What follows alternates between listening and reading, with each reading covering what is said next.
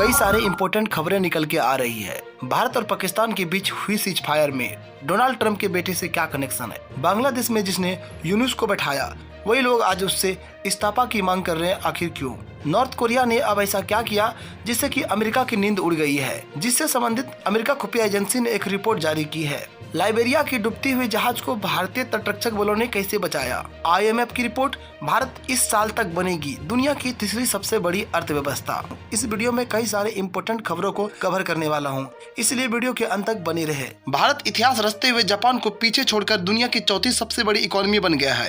Reference के तौर पे आप देख सकते हैं, शनिवार को नीति आयोग के CEO VVR सुब्रमण्यम ने नीति आयोग के गवर्निंग काउंसिल की 10वीं बैठक के बाद कहा कि ग्लोबल और इकोनॉमिक माहौल भारत के अनुकूल बना हुआ है और मैं जब बोल रहा हूं तब हम दुनिया की चौथी सबसे बड़ी इकोनॉमी है। आज हम 4 अरब डॉलर यानी 4 ट्रिलियन डॉलर इकोनॉमी की अर्थव्यवस्था बन चुके हैं। VVR सुब्रमण्यम ने IMF के आंकड़े का हवाला देते हुए कहा, अब सिर्फ अमेरिका, चीन और जर्मनी की इकोनॉमी भारत से आगे है। आगे कहा, यदि हम अपनी योजना पर कायम रहते हैं तो अगले 2.5 से 3 साल में जर्मनी को पीछे छोड़ते हुए भारत तीसरी सबसे बड़ी इकोनॉमी होगी। एक तरफ अमेरिकी राष्ट्रपति ट्रंप का टैरिफ, दूसरी तरफ पाकिस्तान के साथ तनाव, फिर भी इंडियन इकोनॉमी ग्रोथ पर कोई असर नहीं पड़ा। हालांकि डोनाल्ड ट्रंप के टैरिफ वार में लगातार बढ़ोतरी के चलते जापान की अर्थव्यवस्था मुश्किलों का सामना कर रही है। उस टैरिफ वार में जापान की इकोनॉमी इन्फ्लेशन में फंस चुकी है। आपको क्या लगता है, भारत 2027 तक 5 ट्रिलियन डॉलर की अर्थव्यवस्था बन पाएगी? लाइबेरिया का कंटेनर जहाज कोची से 38 मील दूर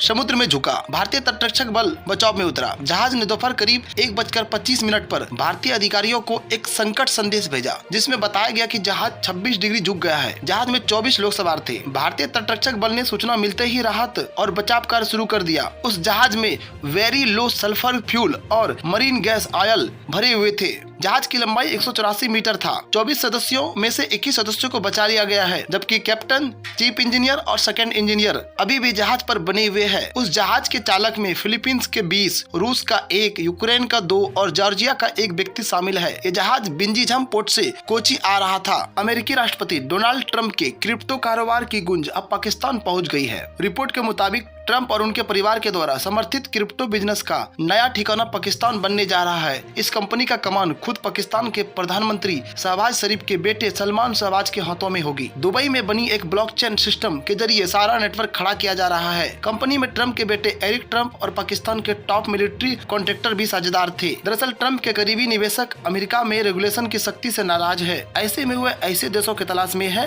जहाँ नियम ढीले है। पाकिस्तान इस समय गढ़ बनकर उभरा है, क्योंकि शहबाज सरकार क्रिप्टो को वैध करेंसी के रूप में मान्यता देने की योजना बना रही है। दरअसल ट्रंप की पत्नी मेलिना भी अलग मीम कॉइन लॉन्च कर चुकी है। उनके बेटे एरिक क्रिप्टो में निवेश किया है। जब ट्रंप चिल्ला कर दुनिया को बता रहे थे पाकिस्तान और भारत का सीज फायर मैंने करवाई है, उस समय ट्रंप के बेटे ने भर के ट्रंप को क्रेडिट दिया था। दरअसल पहलगाम हमले के करीब 5 दिन बाद पाकिस्तान की क्रिप्टो काउंसिल PCC और विश्व लिबर्टी फाइनेंशियल WLF के बीच डील हुई थी।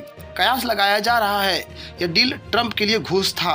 हालांकि सीज फायर के बदले में यह डील थी, इसका कोई पुख्ता सबूत नहीं है, लेकिन ऐसा प्रतीत होता है यह ट्रंप परिवार की वित्तीय हितों से प्रेरित था। बांग्लादेश की अंतरिम सरकार अचानक एक संकट भरे मोड़ पर पहुंच गई है। आखिरकार यूनुस अचानक इस्तीफा देने के बारे में क्यों सोच रहे हैं?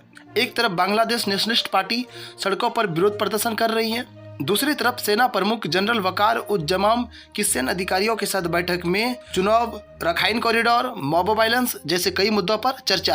आंदोलन करने वाले छात्रों के द्वारा NCP नामक पार्टी का गठन और पक्षपात से VNP में नाराजगी बढ़ी। बीते साल जुलाई में सभी राजनीतिक दलों के द्वारा एवं सेना के पूर्ण समर्थन के द्वारा मोहम्मद यूनुस के नेतृत्व में गठित इस अंतरिम सरकार का समर्थन दिया गया था। अब वही राजनेता और विश्लेषक सरकार पर नाकामी का आरोप लगा रहे हैं।